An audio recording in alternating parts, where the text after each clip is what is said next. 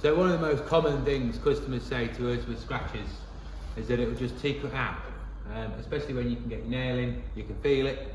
So today I'm going to try. Here we've got a fast cut polish, so it's just like a gritty polish that really cuts into the first layer of lacquer. That's what makes it shine again. So I'm going to just do a little section and we'll see what the results are.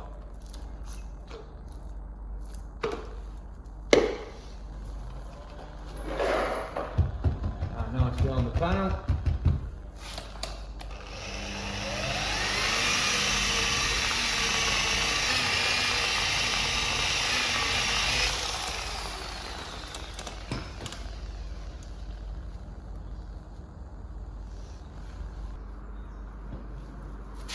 Ta-da! See, that's how you polish a scratch. If you actually want to see how to repair a car like this and a scratch like that, watch the video. Hi guys, welcome back. So today we've got on a Range Rover Defender. It's a lovely car. Not sure who is upset, but there's a nice key scratch running down the front door and rear door. So we're going to sand out both scratches, re-primer it, repaint it, and then re-lacquer it, get this as good as new. Let's see how we get on.